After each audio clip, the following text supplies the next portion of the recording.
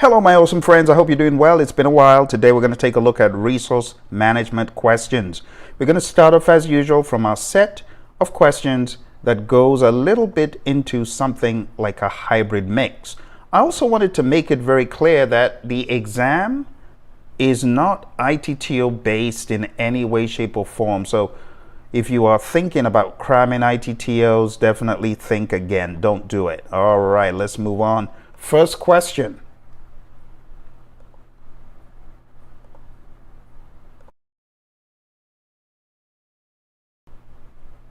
On a project using Agile methods, the project charter has been signed, the project manager has been hired, and high-level budget and scope have been determined. What should the project manager do first before the team commences work?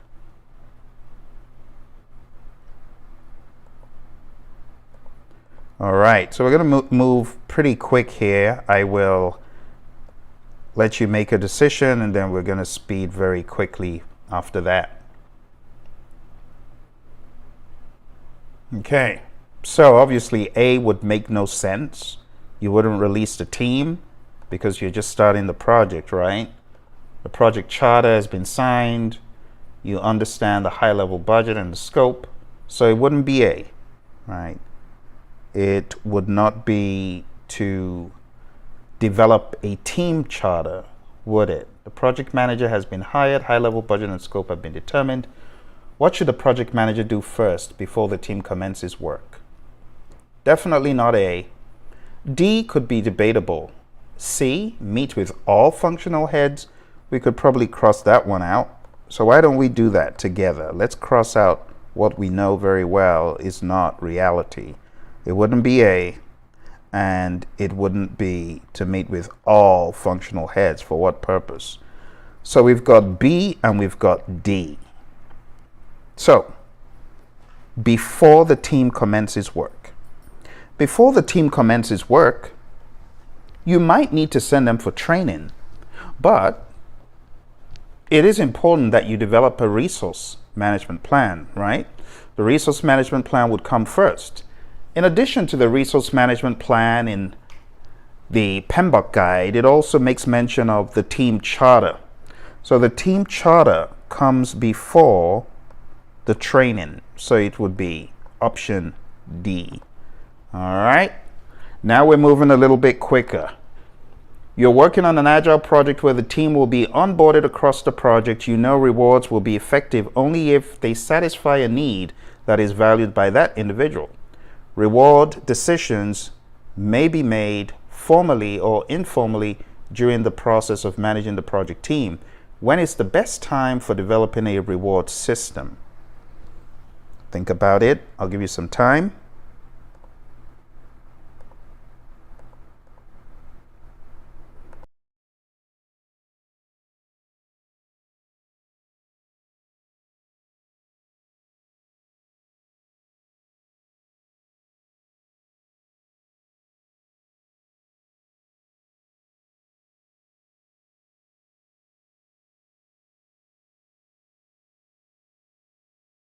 All right, let's take a look at the options and we'll use the process of elimination again.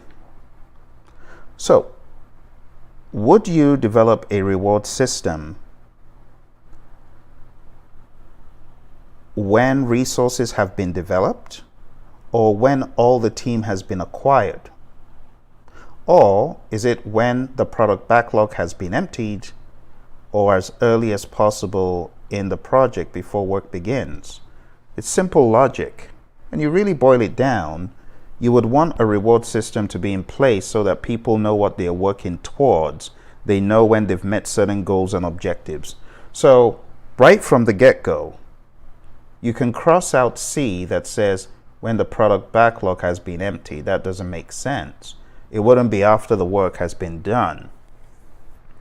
B says when all the team has been acquired. Well, let's say different team members come aboard the project at different times over the span of the project. It wouldn't make sense to say when all the team has been acquired, even though most of them are acquired early, but it's not a given.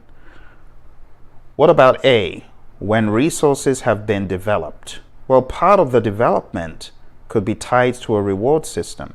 So it's probably not the best idea either.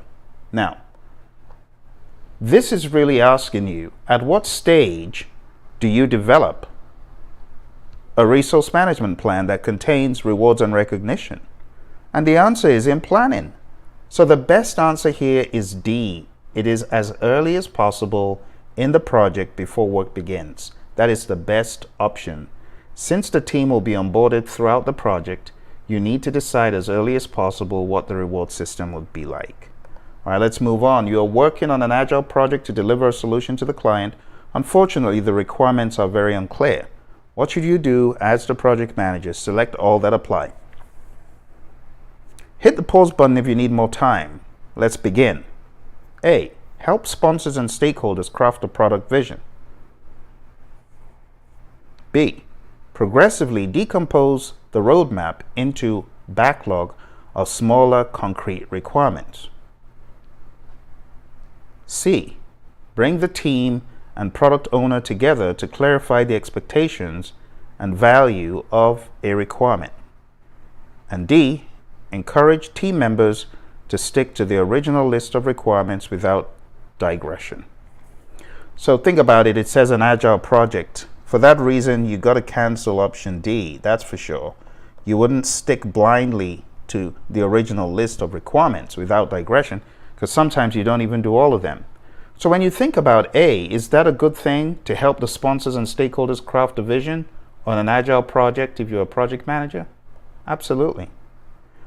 What about progressively decompose the backlog? Yeah, that makes sense. You're going to take those epics, break them down into smaller level features, break those down into stories, right? Ultimately, you could get down to the task level in the sprint backlog. Nothing wrong in that. And C, bring the team and product owner together.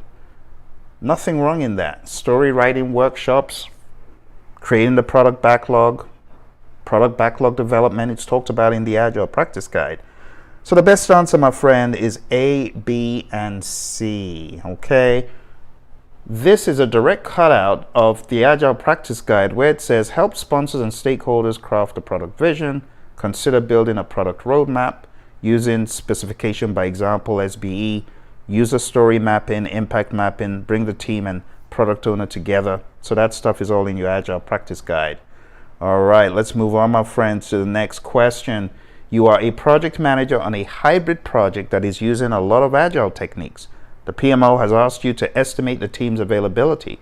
Which of the following estimating approaches will you use? I'll let you think about it for a little bit.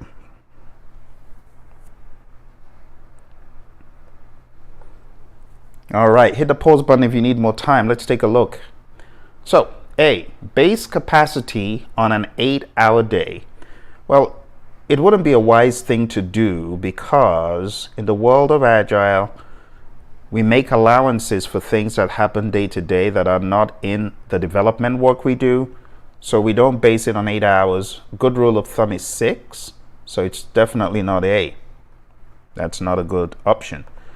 B, subtract time for actual work done, ceremonies, delays, and holidays. Well, you would subtract time for work not done. You wouldn't subtract time for work done. So that is a trick. If you really read it carefully, you realize that this is not a good option. So you wouldn't subtract time for actual work. C, do not base capacity on a full work day. That's what I said in the beginning, where you would do it based on a 6-hour time frame or 6-hour base per day. D, use analogous estimating to determine hours spent working. Using analogous estimating is risky because it is not that accurate. Remember, we base things on empiricism in this world of Agile, so just going off on analogous estimating is not the best. And since it said a hybrid project that is using a lot of Agile, you got to look at these nuances, these slimy questions. They have a lot of trapdoors. You want to make sure you don't fall in. So the best answer, my friends, is C. That is the best from all the options given. All right, let's move on. You were working on a predictive project And in the process of estimating resources to be used on the project, for which of the following would you derive this? Think about it for a bit.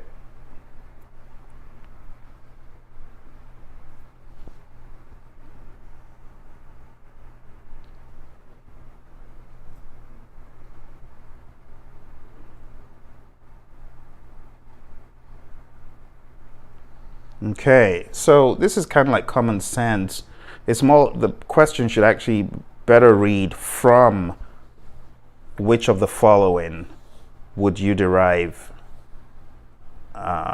which of the following would you derive from this, or from which of the following would you derive this? So you use the process of elimination here, even though the language is a little bit obscure. So, what can you derive from this process, right? What would you derive from estimating resources? So from estimating resources, just using the process of elimination from the bottom up, it wouldn't be a team chart and a social contract. That would be done in plan resource management earlier on. It wouldn't be a procurement management plan, so we can use process of elimination to strike that out. So it could only be either A or B, right? When you're estimating resources to be used on a project, do you really get resource risk from that process? No, you don't. So it couldn't be A. So the best option here is B. And think of the question as, you were working on a predictive project and in the process of estimating resources to be used on the project. Which of the following would you derive from this? That should be the phrasing. So the best answer here is B. The resource breakdown structure. It's a hierarchical representation of resources by category and type, and you should be able to use process of elimination to decode what happens. All right, let's move to the next one. You have just heard from management 6 employees will be reassigned to other higher priority projects. At this point, you identify the type, quantity, and characteristics of resources required to complete the project. What is the best thing to do? Okay, so you can use process of elimination, right? Type, quantity, and characteristics. So, would you hire based on scale? Would you hire based on the functional management's decision? Would you hire based on the team's perception? Or would you strictly follow the business unit recommendations?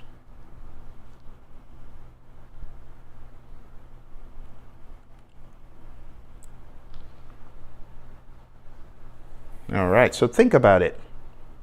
Here we're talking about human resources. So when we say type and quantity and characteristics, we're really referring to those characteristics about humans. Okay. If that is the case, it wouldn't be based on the team's perception, right? Because we're talking about some hard facts here, right? We're not. You wouldn't be hiring based on the functional management's decision, because it said type, quantity, and characteristics required to complete the project. However, to be quite honest, it doesn't tell you if this is a predictive or an agile project. So if this was an agile project, what would you do? It may change your decision a little bit. So let's start from ground zero and think. If this was an agile project, how would you make that decision? How would you make that judgment call? See? Because it doesn't tell us what we're doing in terms of hiring right now. This is a pretty tricky question. It says, let's read it carefully here. Read it carefully. There's a master key somewhere. At this point, you are not hiring yet. Oh. So you're not hiring. You are identifying these characteristics. Type, quantity, and this is a very tricky one. Characteristics. What are some of those characteristics in the world of Agile when you're looking for new team members? Characteristics of being able to get along, characteristics of being teachable, being a team player. So there's a lot more, but how do you base your judgment on those characteristics?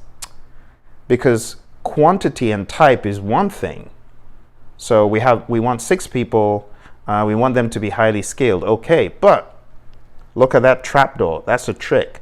Characteristics of resources. So if you're identifying who to hire or what decisions or variables to factor into your hiring, which of these is the best?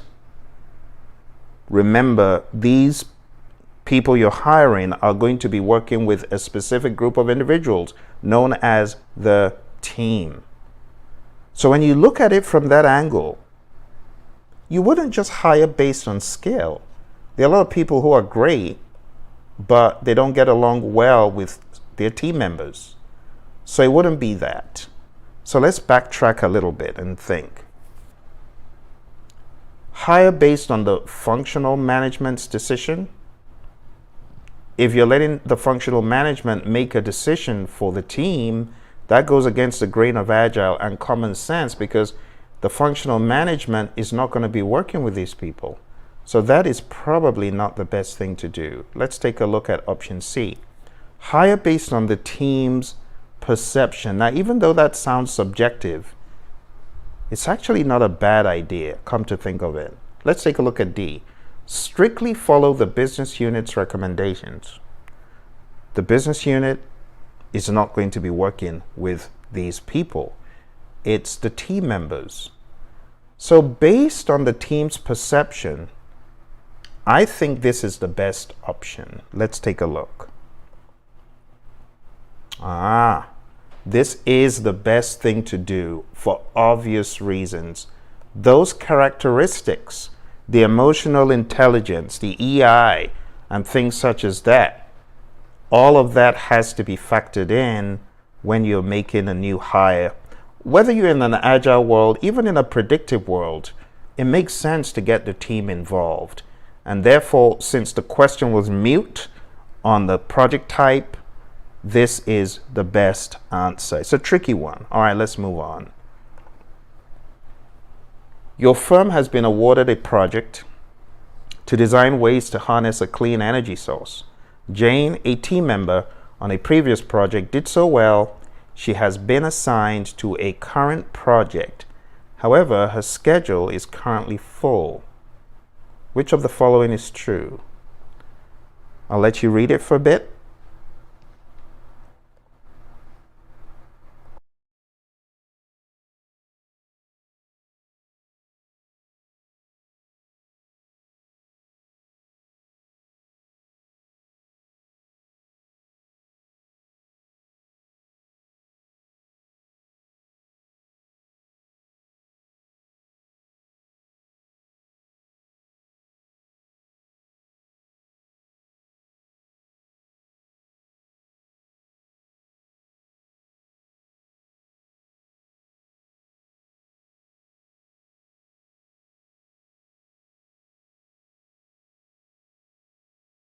All right, let's jump into this question we were just looking at. Let's go back. We had a little hiccup there. Let's go back.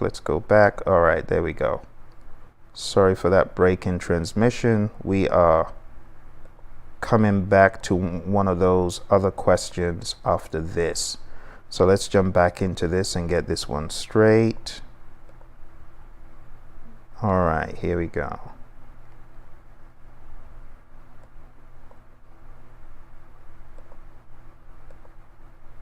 Okay. Let's try and rebalance it on the screen. All right, there we go. All right. So if Jane has been pre-assigned, this would have happened before the project started, right?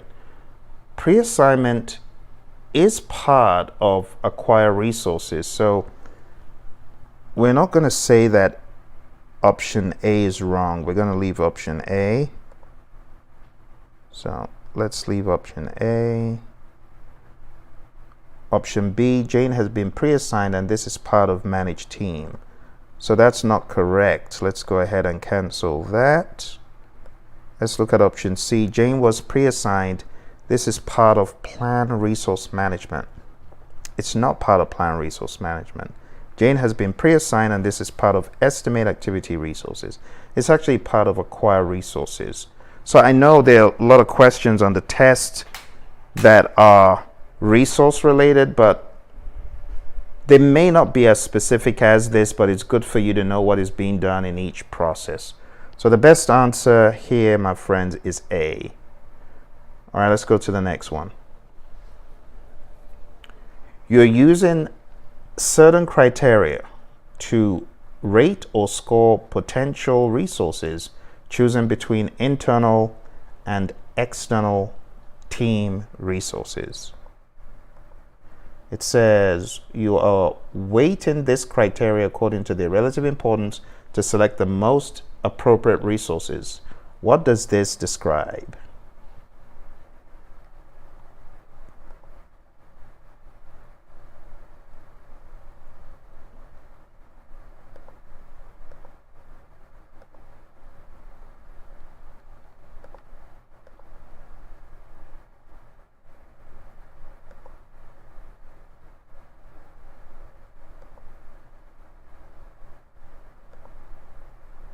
All right, let's take a look.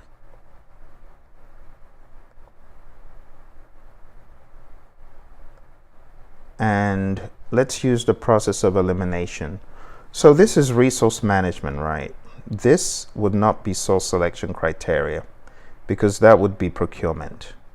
It is not data analysis in that there's a better option, even though it is some sort of analysis, but it's not data analysis. That's the best answer. That's not the best answer. It's also not interpersonal and team skills either. That is something else.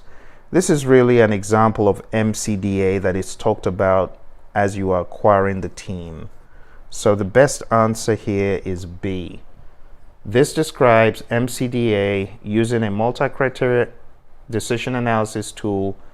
Criteria are developed and used to rate or score potential resources, for example, choosing between internal and external team resources. Sounds very familiar, like what we looked at a little bit ago. Next question. Your team is currently going through the storming stage of team development. This can be described by one statement, choose it. So which one of these best describes storming?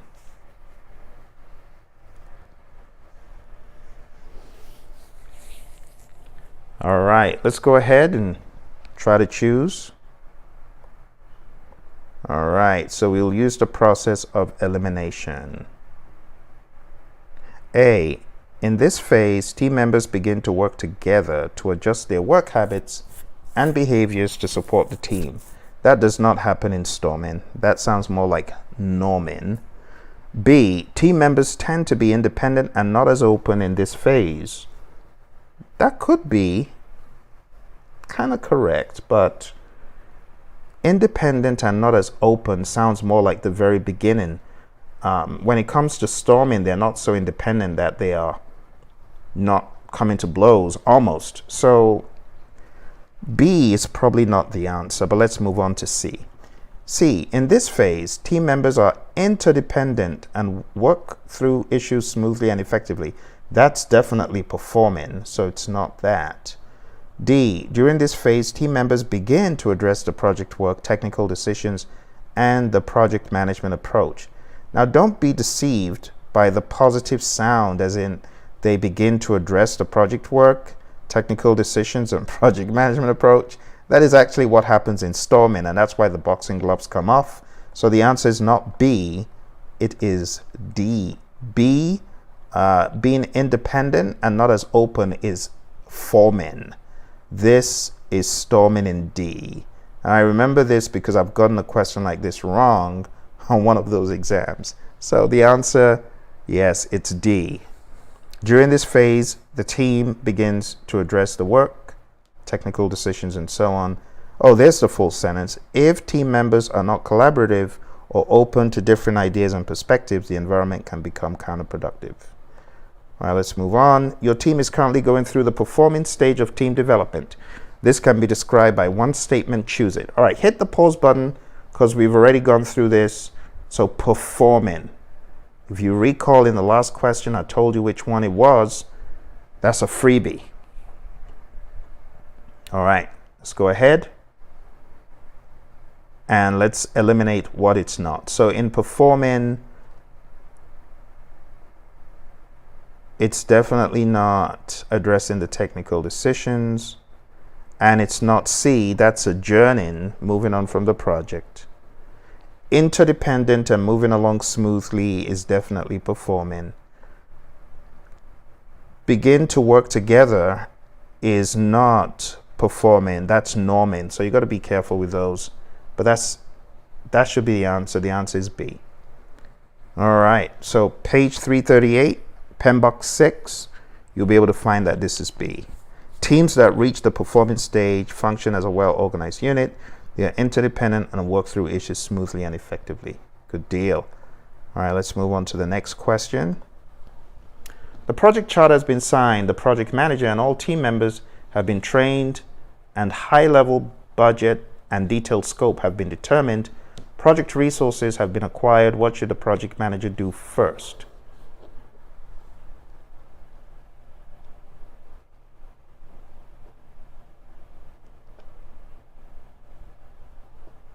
All right, so hit the pause button if you need more time. Let's use common sense, right? So it says, all team members have been trained. So they've been trained, it wouldn't be B. And if they've been trained, then of course they've been acquired. All right, so C says, enable forums for interaction and feedback. It's not a bad idea. D, do not put any reporting or interfaces in place when dealing with a team. That doesn't even make sense. So that's just a red herring to make you scratch your head. So the best option here, my friends, is actually C. The next process in sequence is manage team. Since the team has been acquired, this enables feedback and interaction. So that's what you actually should do, right? You should put reporting interfaces in place. So that makes sense. The answer is C. All right, let's move on. You're on a predictive project working on a process to influence team behavior, managing conflict and resolving issues. Which process does this describe? All right, hit the pause button if you need more time. So I'll tell you straight up, managing conflict and those things it describes wouldn't be team training. And you're not estimating activity resources. You've already got the resources. And there's no such process as control team. So this is an easy freebie. The best answer is C. This describes the manage team process. All right, let's move on. Two team members are arguing about a technical subject which is causing a major delay. You apply a technique to assist them in searching for solutions that bring some degree of satisfaction to both of them in order to temporarily or partially resolve the conflict. Which conflict resolution technique does this describe? It's a good one. I'll give you time to think about it.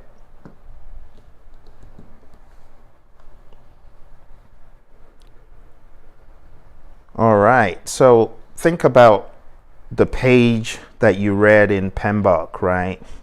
When it comes to a temporal fix is not collaborate, so we can get rid of that. Temporal or partial, right? So what is the difference between a temporal or partial fix versus conceding? Conceding is smooth or accommodate. So If you know smooth is accommodate, this will tell you it cannot be either because they're the same thing. The best answer is compromise. It's compromise or reconcile. And that's where we do a temporary fix, a band-aid. So this is A. Let's move on. This is on page 345 in PMP 6. All right. You're a manager in an organization using a direct approach in a conflict situation. For which reason should the forced direct conflict resolution strategy be used?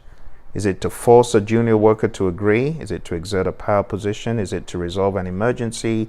Is it to enforce a theory X approach? All right. So if you've read this page in the guide, you know there's a difference between a reason versus what is happening. So in this question, you can see what is happening. Yes, it seems like a force technique, but you don't say the reason you should use a force or direct approach is to force someone to agree. No, it's for something of a higher order. So it's not to force the person to agree. It is not to exert a power position, even though that's what you're doing. And it's not to enforce a theory X approach. It's actually to resolve an emergency. That's the reason that the PMP 6 gives us. All right, so the best answer here, my friends, is C. Take a look at page 345 in PMP 6. All right, let's move on. A project manager is performing resource management on a troubled project. You have identified a problem and its root cause. Certain materials to be used on the project have been damaged due to excess vehicular motion. The project manager should use methodical steps to deal with problem solving. What should the project manager do next after identifying this problem?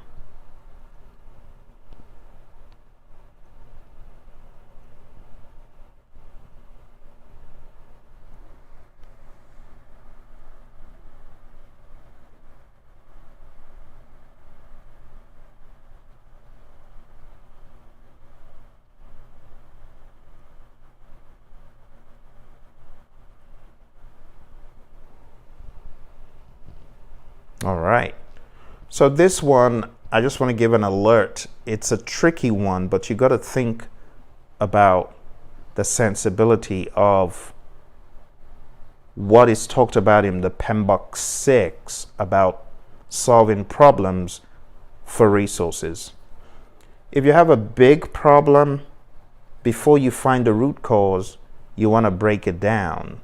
So part of identifying the problem would be to break it down once you've found it before moving on to the next stage. This is talked about in PMP 6, page 352. So why don't we open up PMP 6? Let me grab my copy. PMP 6.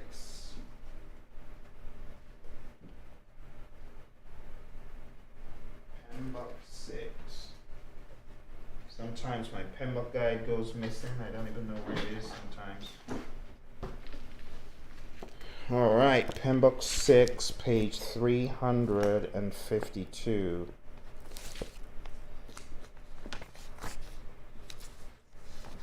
And let's read.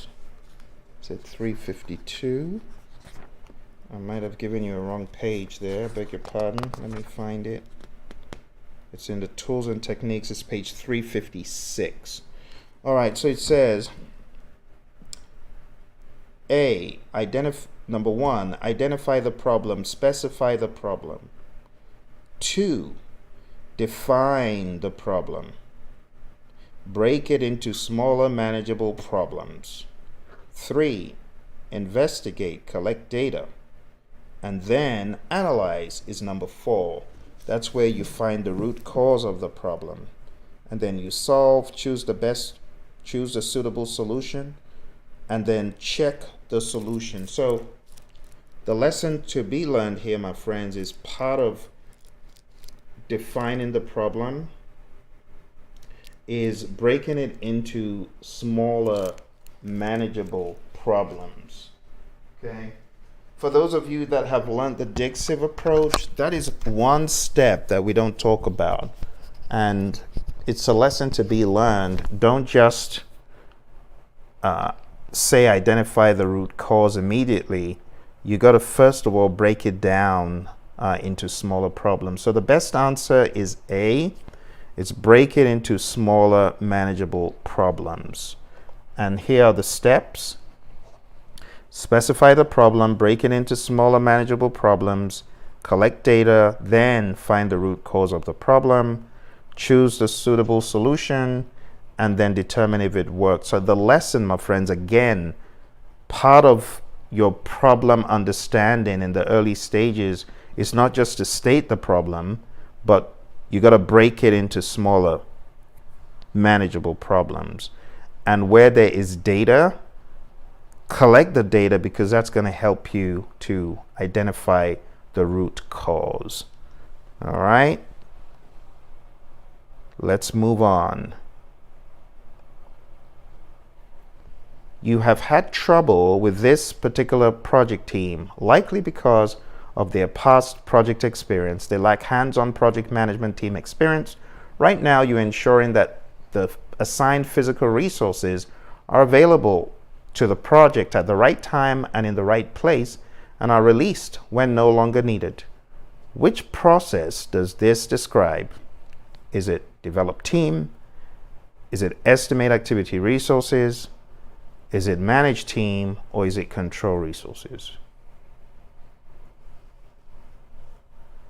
All right.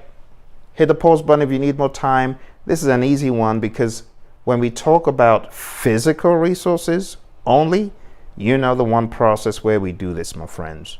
The one process where we do this is not developing team, because that's for human. So it wouldn't be A. It wouldn't be estimating activity resources, because we're not making sure that they are available. We are estimating them there.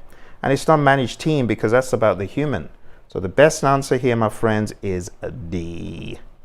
It is control resources. All right. I hope you're finding value from these. We just got a few more before we get to the difficult zone. Let's take a look at this. Your firm has been awarded a contract to rebuild out part of the I-995 with a state-of-the-art low-noise asphalt. Your team members are having a technical argument. Which of the following is likely true? Are they in performing where all the arguments happen? Is this storming where some technical disagreements happen? Are they in forming where many of the arguments happen? Are they in norming where arguments happen? All right, well, this is an easy one because we just talked about something similar. Using the process of elimination, arguments could happen anywhere, but they're likely to not happen in performing as they are in storming. Not in forming, not in norming. To say in forming where many of arguments happen is not accurate. A lot of arguments happen in storming, right? And it's not norming where arguments happen. That's a general statement. That's not true. So the best answer, my friends, is B. This describes the storming stage. All right, here's the next one. Your firm has been awarded a project to carry out a significant energy initiative. As your project progresses, your team begins functioning as an interdependent team, getting work done and progressing at a good pace. What does this describe? A, they are in performing where the team functions interdependently. B, this is storming where the team functions interdependently. C, they are in forming where the team functions interdependently. Or D, they are in norming where the team functions interdependently. All right, well, this is a freebie again because you know from previous it can't be D, it can't be C, and it can't be B. The best answer here is A. This describes performing. All right, and with that, my friends, we are pretty much done with the easier hybrid type of questions. Now we got to change gears and move on to some of the more challenging ones. So let's jump into resources in our more difficult bank before we get to the spinner of the day, which will be the final one. So as a project manager in the education industry, you are leading the development of an e-learning platform. During the execution phase, you realize that the project team lacks the necessary expertise in certain technical areas required for the project. What should you do next to address this resource gap effectively? What should you do? I'm going to let you think about it for a little bit.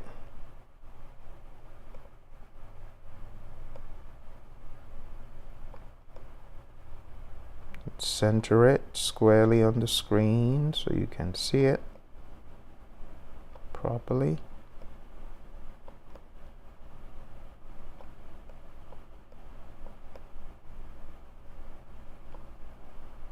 All right.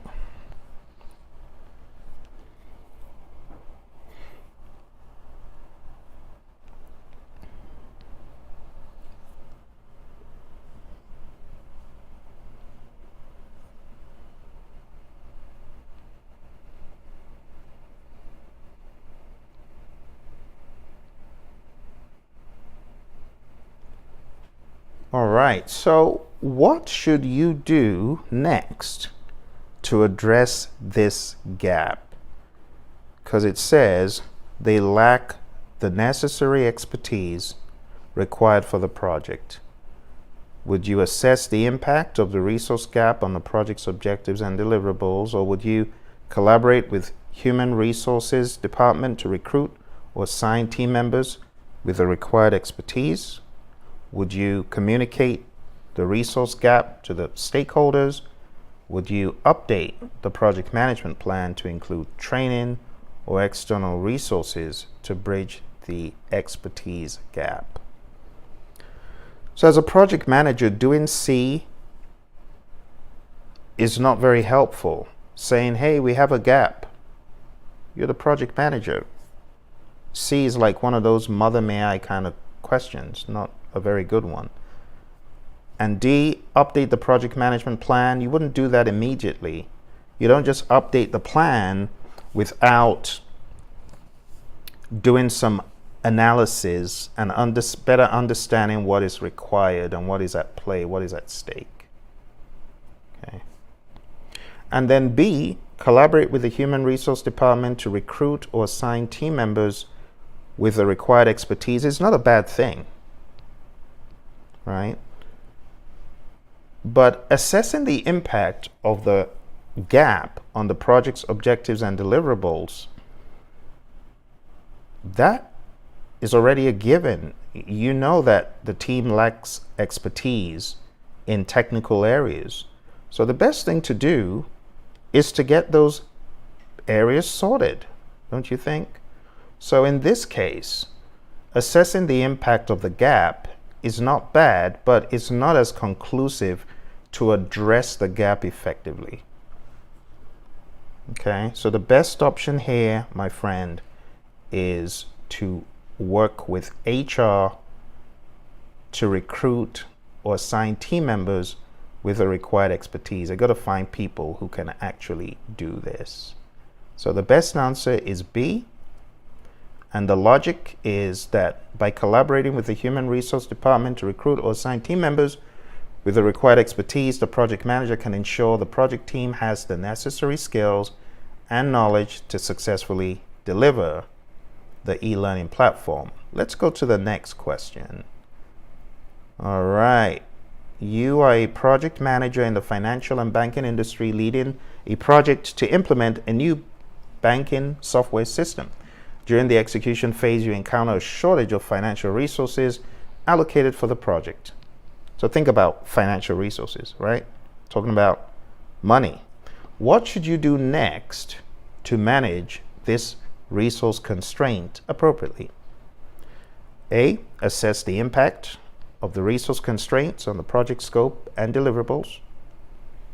B, communicate the resource constraint to the project stakeholders and seek their input on addressing it. C, collaborate with the project sponsor and financial department to secure additional funding or reallocate resources. And D, update the project management plan to reflect the revised resource allocation and budget constraints. I'll let you think about it for a bit.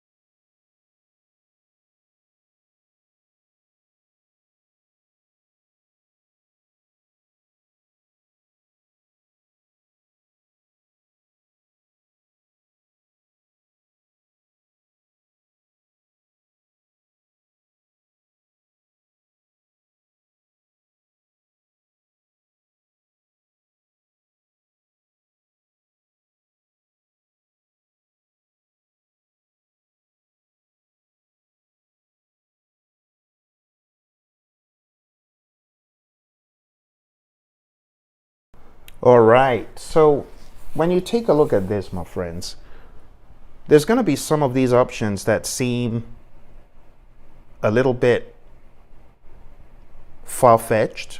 For example, just updating the plan to reflect revised allocation is far-fetched. It's premature. You wouldn't do D immediately, right?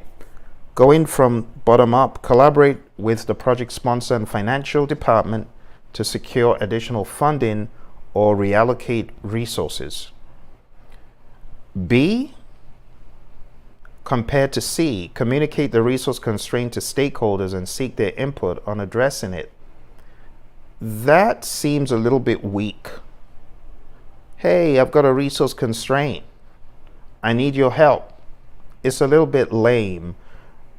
When you look at C, you got to understand that the project sponsor is the person, that role, that is responsible for the financial resources. So don't be moved by the financial department being there.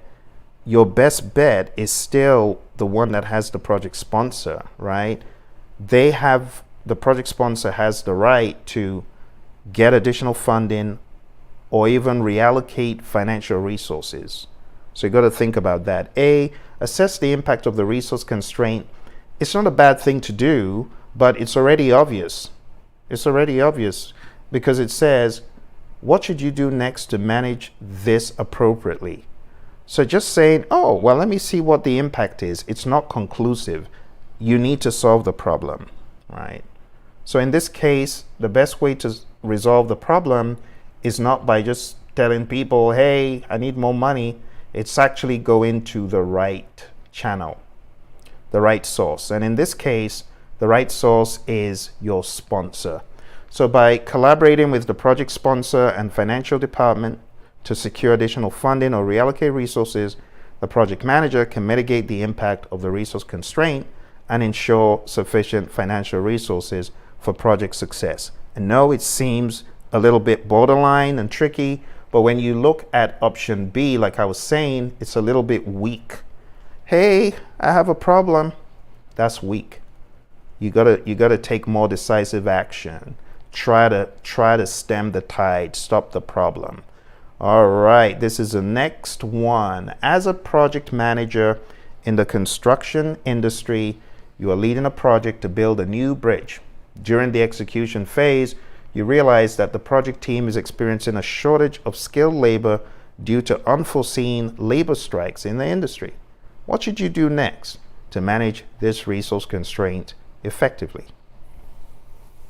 I'll let you read it.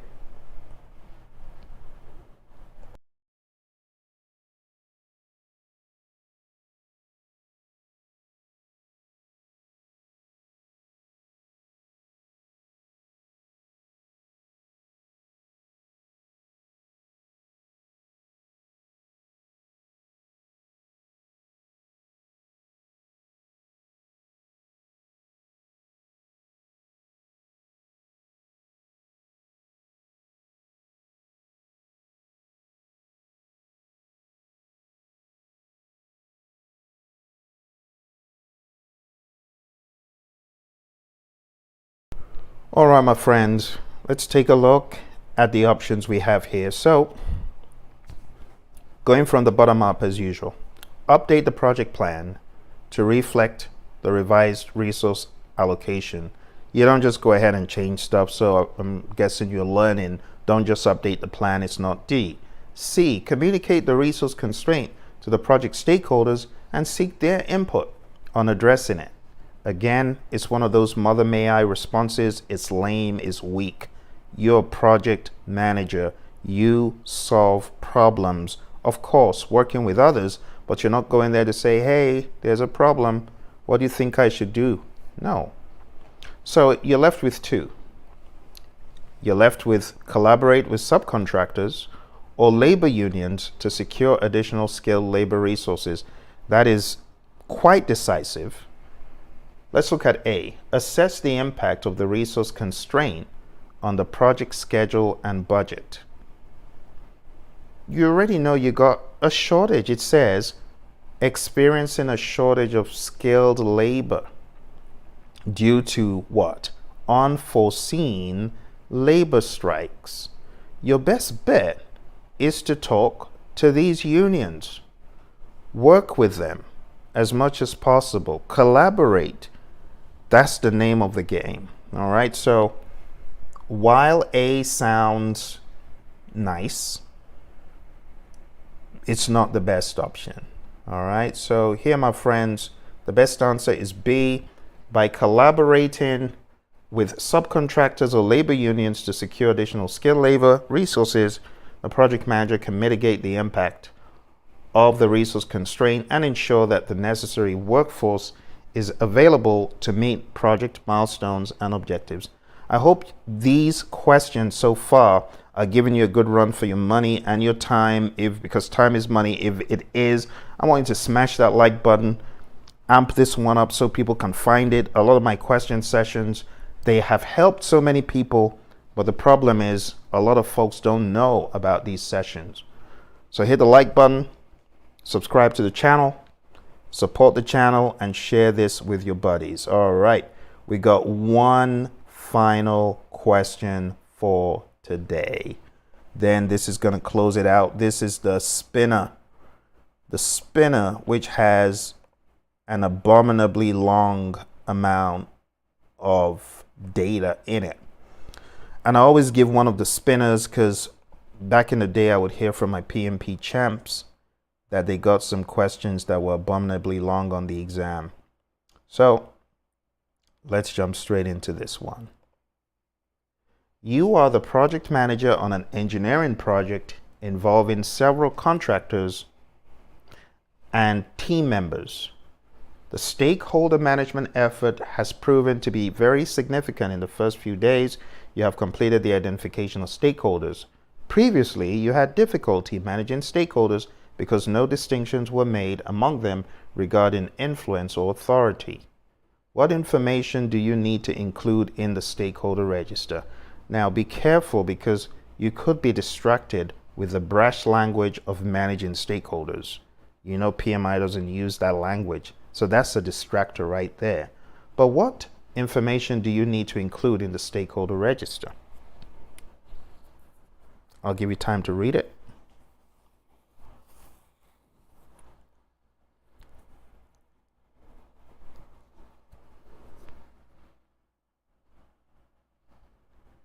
All right. Hit the pause button if you need more time, my friends. So this is where your understanding of predictive lingo could help, because you can just shoot down a bunch of them right away. So starting from the bottom, stakeholder benefits management plan is not even a thing, right? That's bogus. You wouldn't find that in the stakeholder register even if it existed. C, stakeholder classification. That sounds plausible, but let's take a look at B. B, stakeholder engagement plan. You wouldn't find an engagement plan in a stakeholder register, so it can't be B. The register is just the beginning, so you wouldn't have a plan in there, right? Because you're just identifying the stakeholders. And A, change requests for new stakeholders. Definitely not. You wouldn't have change requests. So the best answer, my friends, is C. stakeholder classification. And with that, my friends, we've come to the end of this pretty long session. You know, resources is a beast. You got 6 different processes in there, so it was bound to take us a significant amount of time. But I hope you found value from this. If you have any questions, do put them below. I know there were a lot of curveballs today. And if you're looking for training, coaching, and help for your PMP exam, I want to encourage you to go on down to the website. It's praizion.com. I've got courses there everywhere from $19 to $49 to $199. You can find all sorts of courses. You can find my PMBOK 7. You can find my PMP Basics. You can find my Elite PMP. They're all there on Udemy. You can find them and subscribe to the channel. And also check out the pmradio.org podcast, pmradio.org. You can find my podcast on every available podcast platform. It's called 40 Days to PMP Exam Success. And then you can also find the PMP Exam Radio Show. Those are my 2 podcasts. Collectively, they've got thousands of minutes of content. You know, I'm talking about tens and tens of hours. I think I've probably clocked at least 40 hours of content on these platforms. So pmradio.org, and then the other one is you can find it at study.pmradio.org. Okay, check them out, and they're going to help you as you prepare for your exam. Thank you very much, my friends. I wish you all the best.